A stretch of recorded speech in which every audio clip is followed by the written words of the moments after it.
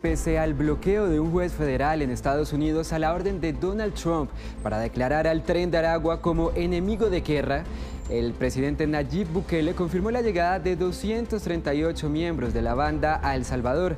Estos señalamientos criminales fueron enviados en aviones desde Estados Unidos y trasladados a Secot, la megacárcel de máxima seguridad.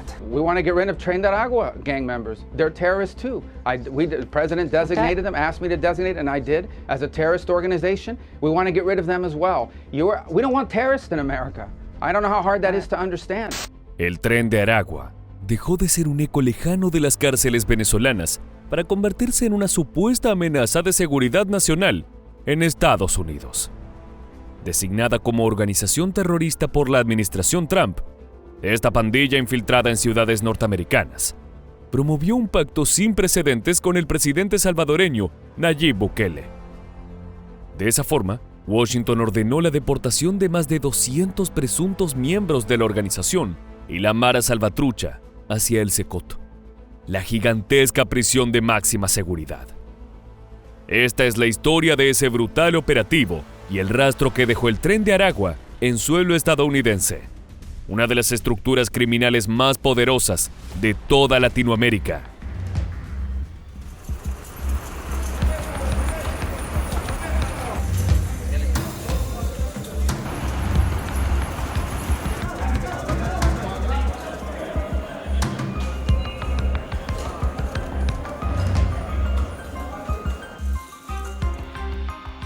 Detrás del oscuro engranaje de la política migratoria estadounidense y la lucha global contra el crimen organizado, comenzó a gestarse un pacto silencioso entre Washington y San Salvador.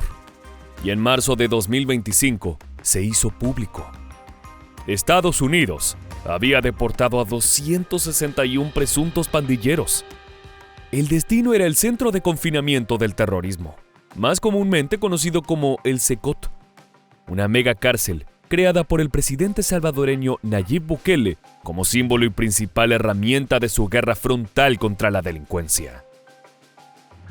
Aquella parecía una decisión lógica para los 23 criminales que pertenecían a la Mara Salvatrucha, un temido grupo oriundo del país centroamericano. Sin embargo, la sorpresa fue saber que 238 de los reos eran en realidad miembros del Tren de Aragua, una brutal organización delictiva nacida en las prisiones de Venezuela.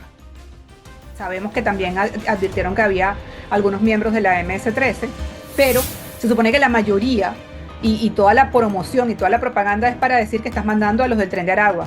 Bueno, muéstrame a los del Tren de Aragua, o sea, muéstrame aunque sea un venezolano que diga su nombre con acento venezolano.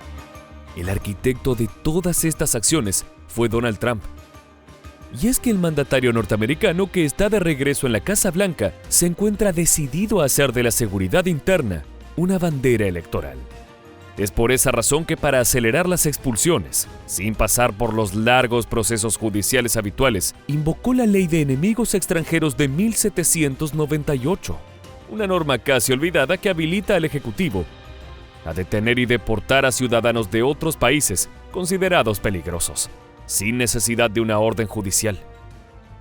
Tiene unas implicaciones muy importantes dentro del aparato jurídico estadounidense porque le dan menos prerrogativas judiciales, menos atenuantes a quienes caigan ahora como miembros del Tren de Aragua. Es decir, la ampliación jurídica contra ellos va a ser fundamental para un proceso rápido, un proceso judicial rápido, para darle muchísimas más armas a la fiscalía, para extradición, para cárcel, para recluirlos en Guantánamo, para una serie de cosas que para un criminal, vamos a decir normal, no aplicaría. Amparado por esa ley, el gobierno estadounidense organizó vuelos con estricta confidencialidad, sin notificar previamente a cortes migratorias ni familiares de los presuntos criminales. El operativo fue tan veloz que, para cuando un juez federal emitió una orden de suspensión, los autores ya estaban cruzando el Golfo de México. Dicha maniobra no estuvo exenta de controversias. Organizaciones de derechos humanos, como Human Rights Watch, denunciaron la falta de transparencia en el proceso y la posible violación de derechos de los deportados, algunos de los cuales no aparecían en las listas oficiales y solo se supo de su destino gracias a la intervención de activistas. Además, expertos cuestionaron la caracterización del Tren de Aragua como una amenaza significativa en Estados Unidos, señalando que su presencia en el país es limitada y que la designación como organización terrorista podría tener motivaciones políticas. No obstante, nada de eso le importó a la administración Trump, que siguió adelante con su plan. Fueron recibidos en el aeropuerto internacional bajo un fuerte dispositivo de seguridad, desplegados por aire y tierra. Encadenados de manos, estos supuestos miembros de la peligrosa pandilla venezolana Tren de Aragua fueron trasladados al centro de confinamiento del terrorismo SECOT. Al aterrizar en El Salvador, los pandilleros fueron recibidos con un despliegue digno de una operación militar. Vigilados por comandos que se encontraban armados hasta los dientes, fueron conducidos directamente a la megacárcel de Bukele, un complejo penitenciario de dimensiones colosales y tecnología de última generación, diseñado específicamente para quebrar la organización interna de las pandillas. Según se comunicó en los medios de prensa, por disposición del acuerdo, los reos quedarían recluidos allí por 1 año, con posibilidad de extensión indefinida. Esto deja en claro que no se trató de un simple acto de custodia, sino de un ejercicio de control geopolítico disfrazado de cooperación regional. Asimismo, pronto se supo que el trato entre ambas naciones no fue solamente logístico, sino también económico. El acuerdo establece que Estados Unidos pagará un costo por prisionero de unos $20,000 por reo al año, $6 millones en total. El arribo de este primer grupo de inmigrantes convictos de otros países se da luego de la visita del secretario de Estado a El Salvador el pasado mes de febrero, donde El Salvador ofreció a sus cárceles para recibir a reos de otras nacionalidades. El SECOT contaba con espacio para más reclusos, y para mantener los costos de la gigantesca estructura, Estados Unidos se comprometió a cubrir los costos carcelarios de cada pandillero, estableciendo un pago mensual por reo que convirtió al sistema penitenciario salvadoreño en un modelo autosostenible. Sin embargo, tal como trascendió, Bukele ofreció un descuento del 50% en la manutención a cambio de la entrega de 9 objetivos clave de la Mara Salvatrucha, identificados por agencias norteamericanas como operadores de alto nivel. En paralelo, el mandatario de El Salvador destacó públicamente la oportunidad de recopilar inteligencia vital desde el interior del centro de confinamiento del terrorismo, a través de interrogatorios controlados y vigilancia constante, con el objetivo de desmantelar redes criminales transnacionales. Y así como las organizaciones de derechos humanos fueron rápidamente críticas del proceso, la reacción del oficialismo norteamericano tampoco se hizo esperar. El secretario de Estado de la administración Trump, Marco Rubio, elogió la maniobra agradeciendo personalmente a Bukele por su compromiso con la seguridad del hemisferio.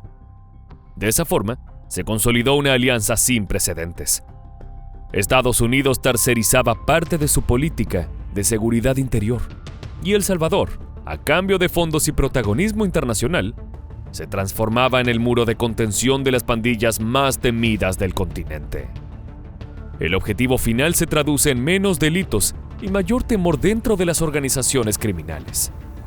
Esa línea nuevamente de mano dura, esa línea de deshumanizar a la persona, tú no puedes levantar la cabeza, tú mira para el piso, tú no sé qué, o sea, eso de mira lo que te va a pasar si tú ni siquiera si eres del Tren de Aragua o no, o sea, simplemente con ser un migrante que entró de manera ilegal a Estados Unidos ya está expuesto a esta situación. Pero lo que comenzó como una jugada política pronto revelaría grietas, contradicciones y nuevas amenazas. El Tren de Aragua, ese virus incubado en las celdas venezolanas, no se puede disolver con un vuelo repleto de pandilleros. Para cuando ese avión despegó, ya había dejado rastros, contactos, células dormidas en suelo estadounidense. Y ahora, con sus líderes enjaulados pero vivos, la historia parece estar lejos de terminar. El Tren de Aragua lleva más de 2 años en territorio estadounidense, pero recién desde mediados del año pasado su presencia se ha hecho mucho más notoria. Muchos de ellos han sido muy cautelosos en cuanto a hacerse muy públicos, otros no. Han formado alianzas aquí en este país con otros grupos criminales también.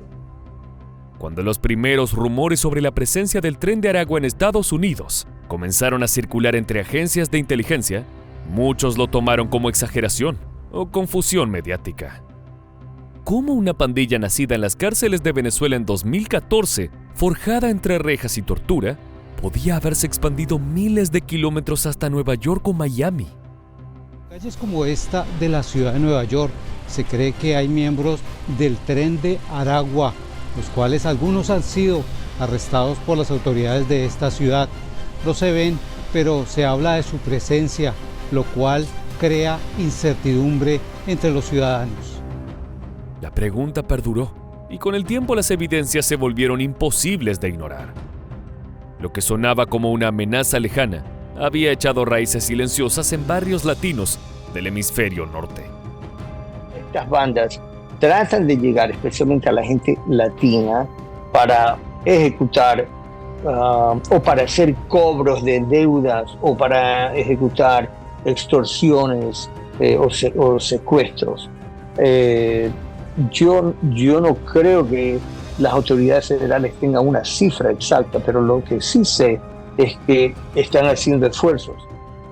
El Tren de Aragua se infiltró en Estados Unidos, sin levantar sospechas, camuflado en los flujos migratorios que cruzaban la frontera sur. Jóvenes sin documentos, a menudo sin antecedentes verificables, entraban por Texas o California y eran luego reubicados, ya sea por redes propias o por el propio sistema migratorio, en ciudades con alta concentración hispana. Así fue como su rastro se detectó en enclaves de Queens, el Bronx y el sur de Florida. Las agencias federales, estatales y no gubernamentales comenzaron a llevar inmigrantes desde la frontera con México hacia estados de la Unión, y esto es seguro inclusive para organizaciones delictivas como el Tren de Aragua para instalar redes delincuenciales en áreas urbanas como en la ciudad de Nueva York. No llegaron en masa, sino en células pequeñas, operando con sigilo al principio, pero luego imponiendo su marca de terror. A diferencia de otras pandillas locales, el Tren de Aragua no buscaba control territorial inmediato.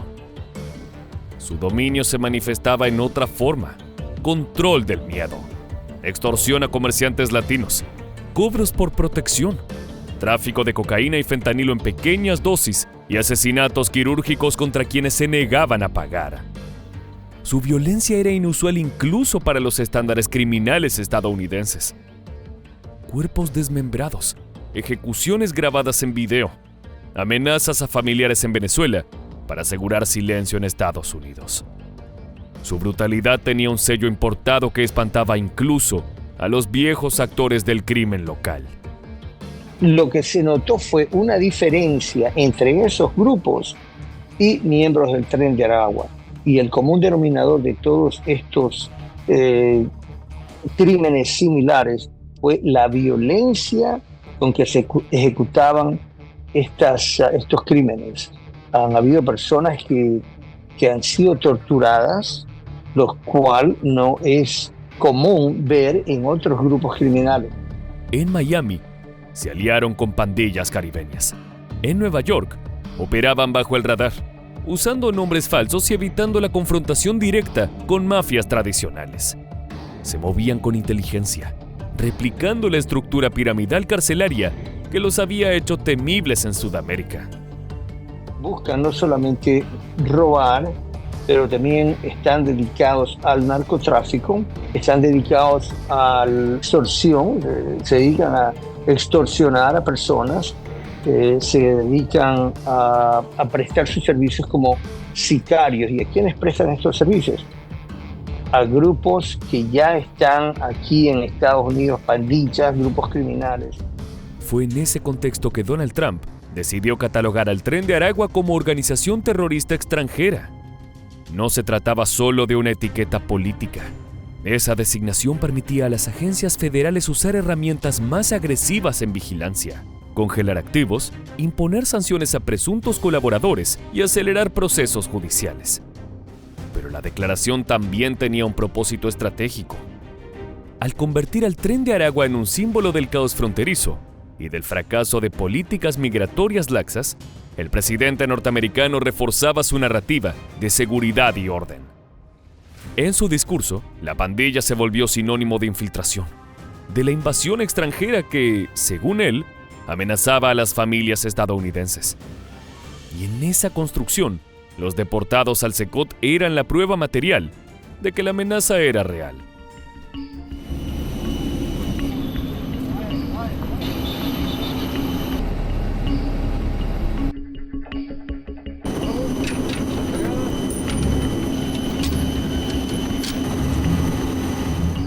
Y en esta lucha, Trump encontró al aliado perfecto, Nayib Bukele. Hace 3 años, el presidente de El Salvador declaró una guerra sin tregua contra las pandillas que habían convertido a su país en uno de los más violentos del mundo. Con miles de detenciones masivas, estado de excepción permanente y una política de mano dura sin concesiones, logró lo impensable: reducir drásticamente los homicidios y devolver el control del territorio al Estado. Y el gran símbolo de esa cruzada es el Secot, una cárcel de máxima seguridad, erigida en tiempo récord y diseñada para quebrar el espíritu de los cabecillas del crimen.